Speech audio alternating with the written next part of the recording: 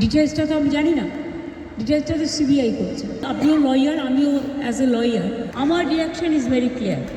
ফাঁসি হলে অন্তত মনকে সান্ত্বনা দিতে পারতাম। এটা একটা সিরিয়াস কেস এবং এটা নিয়ে ফাঁসির দাবি আমাদের সবার ছিল। সেক্ষেত্রে বিচারের রায় নিয়ে আমি আমার কথা বলতে পারি।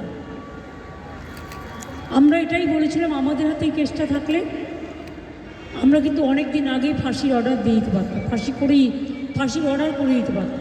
আমি জানি না কিভাবে লড়াই করেছেন, কি করেছেন, কি যুক্তি, আপনারা তো লয়াররা জানেন। সুতরাং ডিটেলসটা তো আমি জানি না, ডিটেলসটা তো সিবিআই করছে।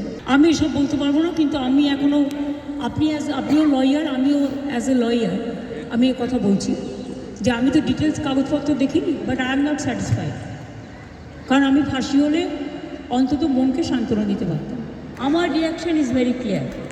আমরা প্রথম দিন থেকেই ফাঁসির দাবি করে এসেছিলাম এবং আজকেও আমরা সেই দাবিতে অটুট আছি।